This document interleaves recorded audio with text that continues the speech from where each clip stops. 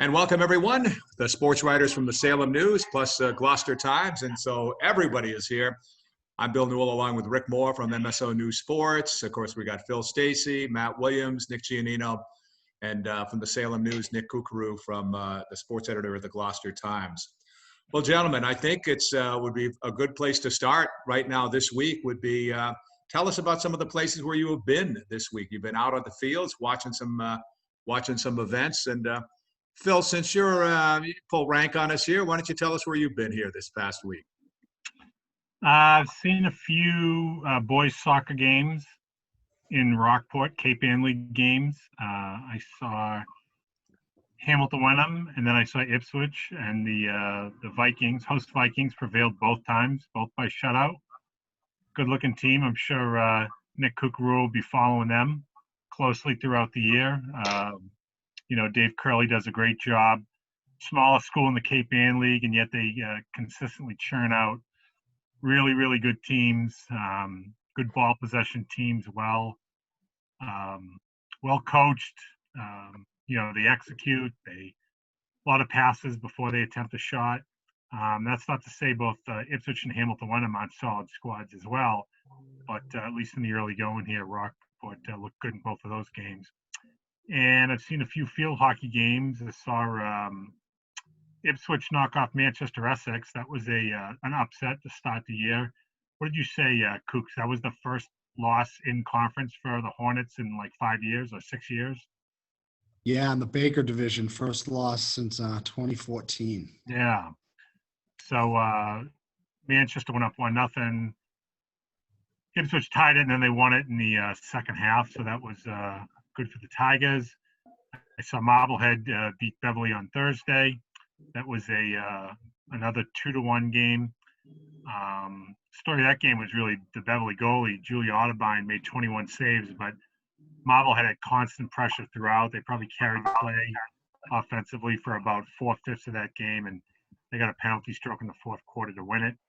And I saw Ipswich again on Friday afternoon against Hamilton Wenham, and that was a good game. So I'm noticing in both cases, speed of the game is playing a difference, especially in field hockey where it's only 7-on-7, 6 field players in the goalie as opposed to 11-on-11. There's a lot more substitutions in both sports because I think kids are getting winded faster. Normally, more to run, bigger fields, or bigger space in the fields, I should say. And just getting back to actual playing games. It's one thing to practice and go through drills and all, but to get back to playing actual live games for the first time in 6 months for a lot of these student athletes, it's going to take a little bit of time. So it's good to get back out. Plenty of open space out there.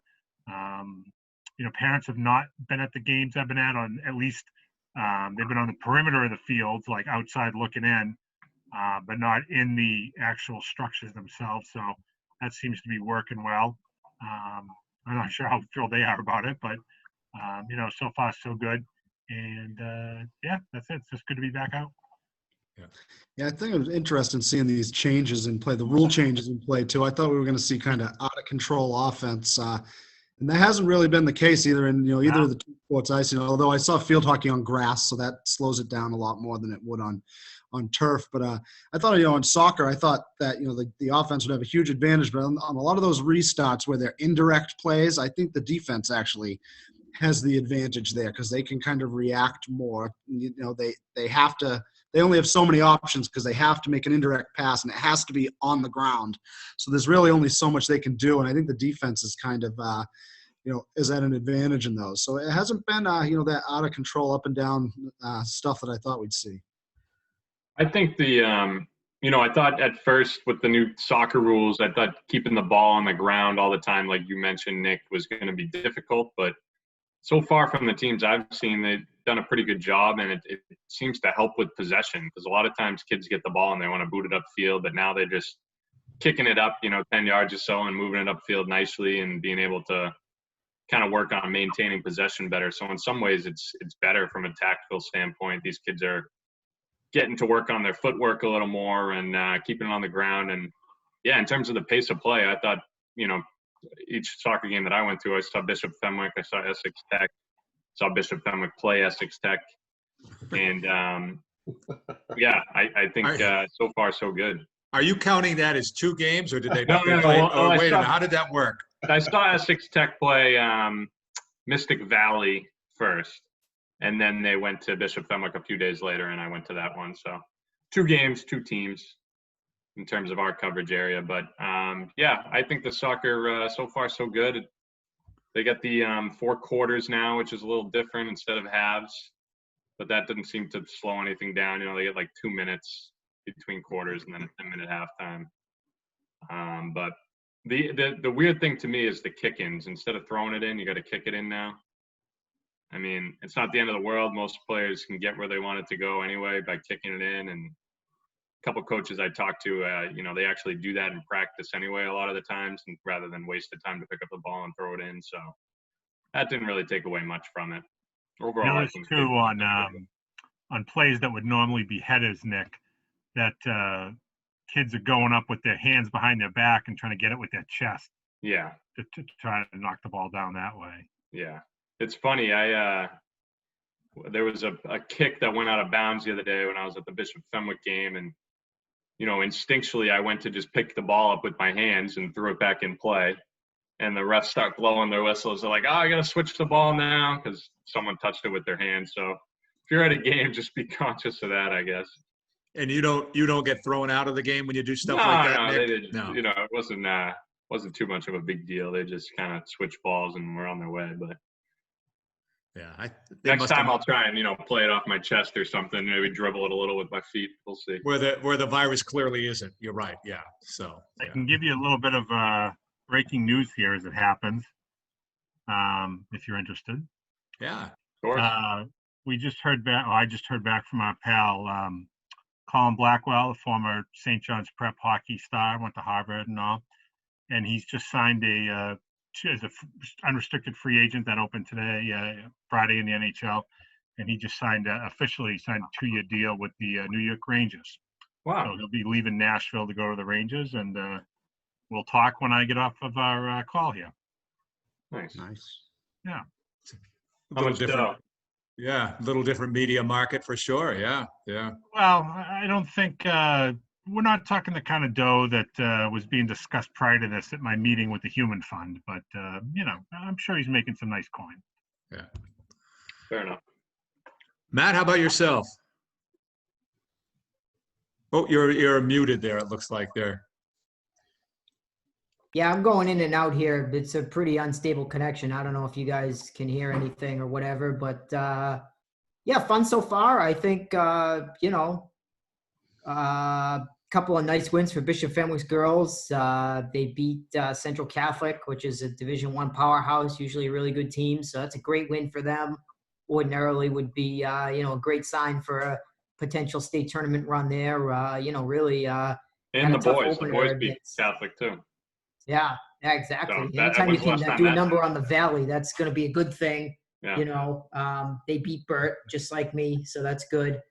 You know, and that's a plug. You can go to our website, salemnews.com/beatburt, and get your football picks in, and you know, make sure you pick the New York Jets game before it gets canceled. You know, but no, I mean, I'm looking forward to seeing you know, what happens when the conference play really gets going this next week. You know, Masconomet, you know, 9 goals in its season opener is really a way to announce, hey, we've arrived. We're here in the NEC, and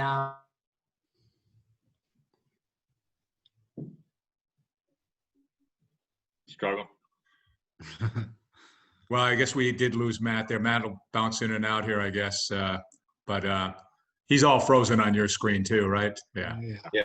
Okay. Hey, can I ask you guys while we wait for Matt to get back? The thing about avoiding headers, that's COVID related, but wasn't that controversial at one point about concussions?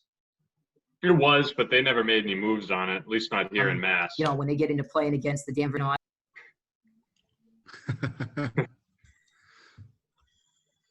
We'll keep an eye on Matt here. So, all right. Matt's still talking probably, right? I gotta pay the bill, Bill Newell. I gotta pay the bill so we have our electricity here working better. Yeah, We yeah. have our guests so they can come in. It happens on cable news too, so we are not alone in these issues. Yeah. Okay. Well, you know, So Phil, let's just take a look here. What's ahead this week coming up? Do we add more? Are we growing up here? I mean, growing as far as numbers of teams and sports this coming week in Cape Ann League, Northeastern Conference, Catholic Yeah, Central League, whatever. yeah. I think we're seeing more teams. Just about everybody is back. You'll see Danvers back the end of next week. They'll finally get going on the I believe it's the 16th that they start. St. John's Prep will start in earnest. I mean, they have a soccer game Friday late afternoon, but they'll be picking up in earnest. Although they've been golfing too, Nick, right, already? They have been golfing, yeah. And rolling, by the way. Once again, they're just so deep, ridiculous. Yes. But yeah, right about now, Nick, Gloucester is going to be back. When are they starting up? They're back. Well, just about everyone's back. Cross country Saturday morning and soccer Tuesday. Everybody else has had at least one game. Okay, so by this time next week, Bill, everybody that's going to play will have already started their seasons. The lone exception to that might be Pingree. I think they're holding out that they might be able to play some sports, but nothing official yet from our friends over in South Hamilton. Yeah, I talked to the boys soccer coach over at Pingree, and he said they're trying to organize like maybe 4 or 5 games, and they're calling them friendlies. They're not going to count towards anything, but the kids are practicing at Pingree, which is good. So they are getting out there. They're just not sure about the schedule yet. I have to say, having been out and about for the last week or so, I'm both surprised and happy to see how many teams I see not only playing but practicing, at different athletic complexes while other games are going on. I mean, everybody is really out there and seem happy to be outside and practicing. To a person, almost every coach has mentioned to me of the games I've been at, wow, it's just great to see these student athletes out playing again and having the opportunity to do so. I mean, look, the reality is this. We don't know how long any of this is going to last. If this is the only season we're going to have, if we're even going to get a full season out of it or whatever. So I think teams and coaches and student athletes are really cherishing the time that they do have where they're able to be out. Let's hope that it can continue, obviously, both this fall and into a winter season or fall too or whatnot. But the reality is none of us know. So it's good that people are enjoying the time that they have now. It kind of makes the point. I know we've talked about it on this Zoomcast, podcast, whatever, a number of times, but when the student athletes several weeks ago, now a month or whatever it was ago, stood up and kind of peacefully said, hey, we'd like to play, but made a point of, we'd love to play our fall sports. As I look at it now today, and it's really starting in the last week, as you've all been mentioning, I think it's a big deal. I think it's a big deal what they've been able to accomplish and get as far as we've gotten with this. I don't, we say, hey, there's no football. Yeah, there's no football, but what they've been able to accomplish, what these schools have been able to do, it's a pretty big deal. Which also just I want to transfer rather to just thinking, there doesn't seem to be a way that these schools that are in the cities in the red zones, like the Linz or other, that they're going to be able to come back. I mean, for the fall. I mean, it just seems pretty unlikely that things can change, in the next couple of weeks. Yeah, we're running out of time quickly here too. I don't see that happening, Bill. I think it's and it's terribly unfortunate, but it seems a little too far gone for that to be the case. I think you just have to hope that, things get better in those cities and communities. First of all, take the sports out of it, and just that health is the number one thing, and that people are feeling better, and cases go down, and the spread is mitigated at some point. But athletically, it sounds pessimistic to say, but maybe you're looking at best case scenario fall 2. Or even the spring season.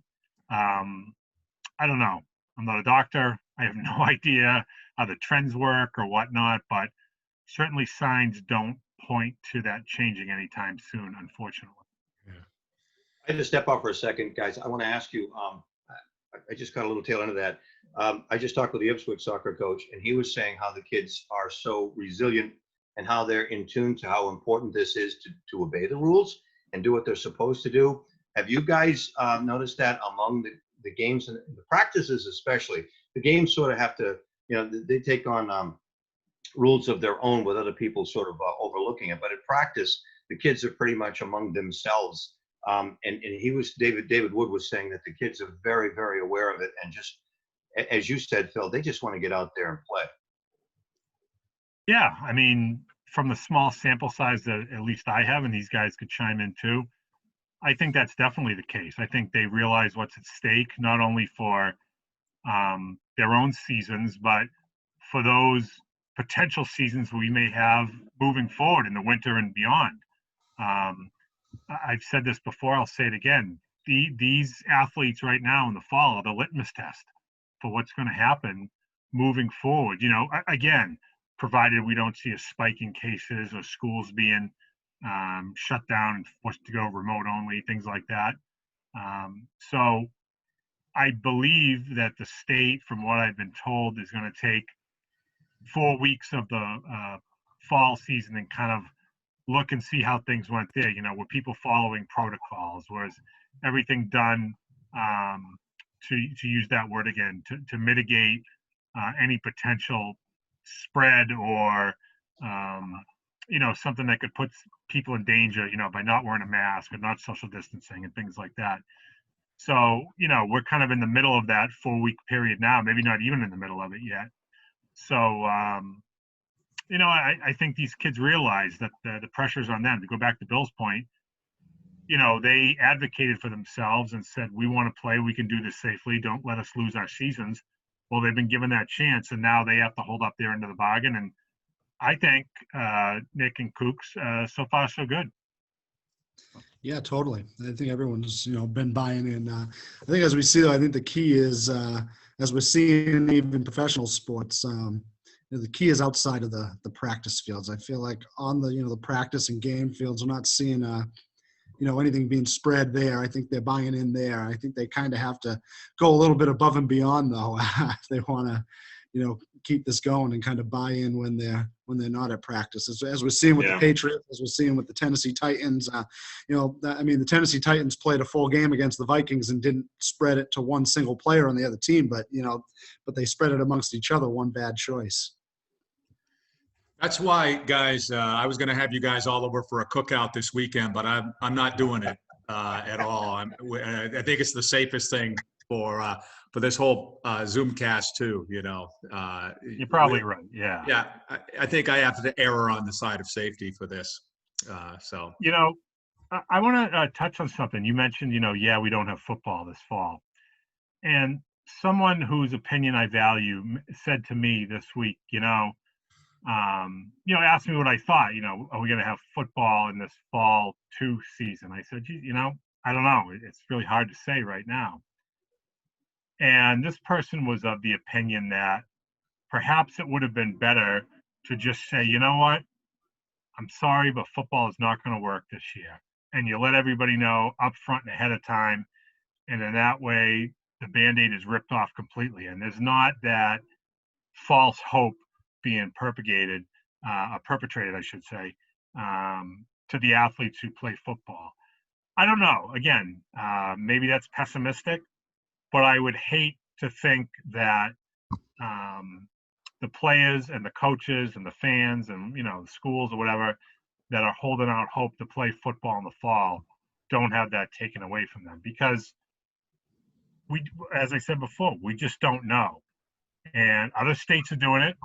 They have football in New Hampshire. There's 7-on-7 going on up in Maine, I think. There's a lot of other places having high school football, but here in this state, they've decided, they've made their choice. Okay, we're not going to do it in the fall.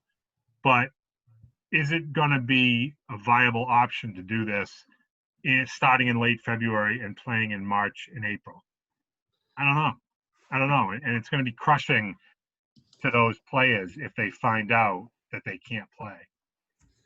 Maybe I'm being overly cynical, but was that the plan all along? I mean, did they ever think fall 2 would be feasible. I mean, I hope I'm wrong, but I kind of get the impression that they didn't want to play football this year in the first place, and they're just trying to string people along so they don't have to, rip off the Band-Aid right away. Are you saying as a safety measure that has less to do with COVID-19 and more just, the things we've been hearing about lately? No, I think it has to do with COVID-19, but I feel like they've already made up their minds that they don't want football this season. And I think this fall 2 thing, I don't know. I'll believe it when I see it, put it that way. If they play great, I'll be happy to be proven wrong. But I feel like this was, like you had alluded to, that they basically wanted to call it off, just cut it off to begin with, and they didn't want to say it right away. They want to kind of leave some false hope. You got to think too about where they were in the moment when they made this fall 2 thing up, is that it was prior to even the Northeastern Conference at one point taking a vote to say we're not playing any fall sports. Yep. Right. And you know what I'm saying? So I hear what you're saying, Phil, and I agree with you. I agree with what Nick's saying too. But on the other hand, there's all, we've gone through this the last few months, and there's all this uncertainty all the time in a way. And I think the biggest thing is too, like, you don't know what's going to happen in 2-3 months. Like if you were to tell us back in, February, March, when this hit, that in October we'd still be in the same boat or in a worse boat, most people would probably say, like, no way. A lot of people thought, oh, we'll get through the summer, we'll get this under control and things will be better. But obviously that's not the case. Who's to say that it's not going to be the same when we're trying to start up this fall too, or worse in the winter? They said there could be more cases popping up in the winter. So I don't know. I think I agree with you, Nick, in the fact that it's probably not going to happen, but I don't think it's necessarily false hope. I think they're kind of just waiting to see, like, oh, we don't really know what's going to happen, so we might as well have this in plan just in case. That's the thing that has me with the cynical mindset, is it has to be better than it is now in February for them to even think about having that season. And I just feel like that is, I tend to agree. That happened in a 0. I mean, I suppose it's better to give people hope than shut it down completely. But if, Nick, like you're saying, if they felt like they weren't going to do this at all, it would have been better to rip off that Band-Aid right away and just said, you know what, we're really sorry, but this is beyond our control, and we're just going to bypass it this year. Yeah. But I've kind of watched some things, and like basketball coaches, I think they're very concerned now too, moving forward. There's no bubble that high school basketball players can be not that basketball players are going to be in this bubble, all around the leagues and different things. So, I think they're very concerned about what is in store for them. And that'll be all coming up in like less than 2 months, basically, the basketball practices, even though the games we know won't start till the middle of December, but whatever. I don't even think it'll be, I think that technically, yes, they could, the winter sports, if they're allowed to go on, could conceivably start the Monday after Thanksgiving, as we're always used to. My thought is that they'll probably wait a couple of weeks until after Thanksgiving to even start those up. And you probably wouldn't see winter sports, again, that's an if, until after the first of the new year. And even then, I don't see how you're going to have wrestling. I think that's probably one you could call right now. And I hate to say that, because wrestlers, as we know, are among the most passionate athletes at the high school level. Not that all athletes aren't passionate, obviously, but the wrestling community is small but very tight on the North Shore, as it is statewide. And I think that would be devastating to them. You may lose some programs if there's a season canceled, but I just don't see how, one-on-one, wearing only a singlet, 2 wrestlers are going to be able to safely battle on a mat in a small space inside a gym. Swimming, that might work. You're in a pool, that could work. Basketball, hockey, might be able to. Indoor track could be tougher. But wrestling, I hope it does. I just don't see how it's going to happen. Hey, I want to take a minute to go. I'm sorry, Nick. Go ahead. I'm sorry. I'll just say I think basketball's a tough one too if we're counting close contact. I mean, it's not as many players as football, but there's more close contact between opponents throughout the course of a basketball game than there is throughout a football game. In a football game, you're closer to your own teammates than the opponents. In basketball, you're rubbing up against somebody pretty much the entire time. I don't know how you're going to take that out of the game. All jump shots and only defensive rebounds. Yeah. It's a lot like soccer, except you're using your hands all the time, and they don't want you using your hands in soccer. Like Three on, their heads in basketball. Well, They have and think about it. I mean, they just have a tank top and shorts, so there is exposed body parts, arms and legs anyway, that maybe you don't get in a lot of other sports. yeah, 3-on-3 basketball. Even that's not the answer, I guess. Yeah. Hey, I wanted to take a minute here in our final minutes together here to do. We've lost some legendary sports figures really and nationally in the last couple of weeks from baseball alone. But Red Hutt passed away from Beverly. Red, I first met him when he was the equipment manager at Beverly High School years ago, and I used to go over and talk to Coach Bill Hamer to do a weekly interview with him with the Beverly football program, and he'd be in that equipment room at the old Beverly High School there. And he was meticulous, and he couldn't have been more positive, supportive, respectful of kids and adults or whatever. He was terrific. And then he moved on, was called on to be athletic director in a kind of a part-time position, as the AD. Maybe it's full-time. I can't remember for sure. But he was just a terrific, positive person. And I know he and Bill Hamer and a few others were very good friends over the years and beyond that. And he passed away. And it was Phil, I know you knew him pretty well as well. And he was really a remarkable person. And part of, looking back at those Beverly football teams back then with Bill Hamer, who later also became athletic director, but I think he stepped aside, and that's when Red Hutt took over as AD, if I have it right there. But it was one of those things where that was such a high quality group of people involved with that athletic program, the football, and of course Red Hutt as well. Very supportive of his coaches and as well as players, and just loved being a part of Beverly athletics. And he will be truly missed. And he was there. I saw him this winter at basketball games at Beverly High School, and I know it was just a couple of years ago they honored him in the city at their inaugural thing. It was very nice of them to do that. A veteran as well. Yeah, you hit on all the high points there, Bill. Red was, and it's an overused word, I think, but Red was beloved.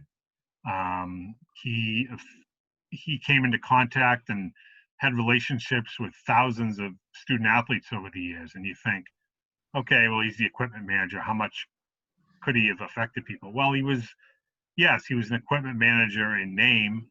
If he needed another pair of sanitary socks or football pants or, whatever, he was there to give it to you. But he had a kind word. He always had a smile. Like you said, he was supportive. I talked to half a dozen people this week to share their remembrances of Red, and I could have talked to another 3 dozen. Space requirements kind of limited that. But, you won't find anybody with a bad thing to say about Red. He was always positive. I know that he loved something that we all, and Nick, Giannino, you've been to as well.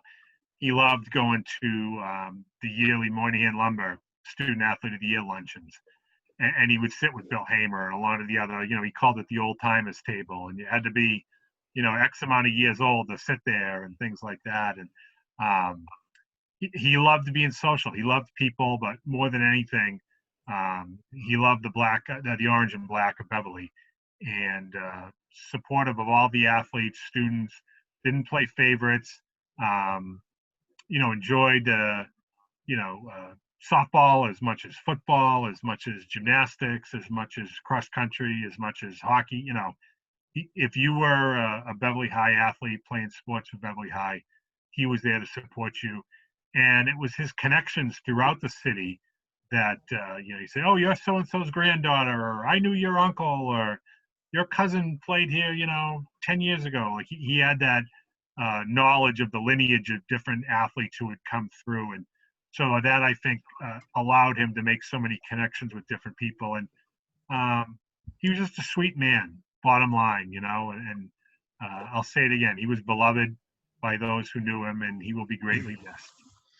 In doing all this work, as you all of us have done over the years, we met so many great, positive people. But he's right there he's in the top 5. I mean, I'm not ranking anybody here, but you can't put people above, a Red Hut.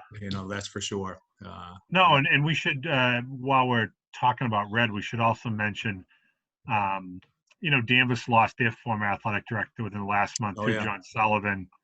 And John was a good guy, certainly different than Red, but cared every bit as much for his student athletes in Danvers, and did a lot of things behind the scenes to help student athletes that people never knew about.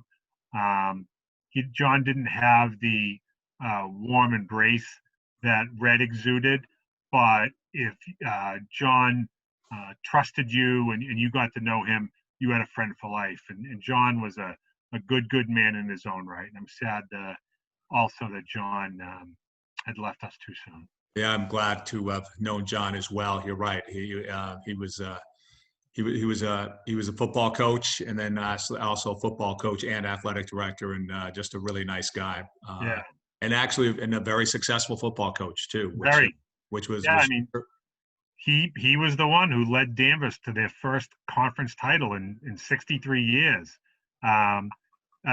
Kooks, were you still in college at that time?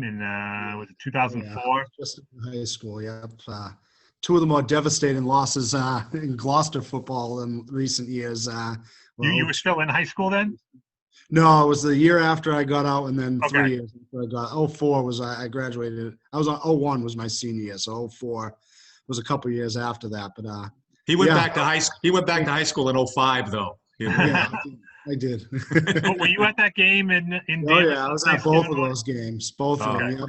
And yeah, I mean, it came out with a spread offense. They were a wing T team. They came out in a spread, and before you could even blink, they were up by 2 touchdowns. And I think Gloucester got a little shell shocked. Before they even knew I hit them, they were down 2 touchdowns. And then that game did settle down, and they kind of grinded their way to it afterwards. It was a great performance by them. But the damage had been done. I think it was 20-0 at one point, and Yep. Danvers ended up winning 26-13. And if I'm not mistaken, Gloucester hadn't trailed all season going into that game.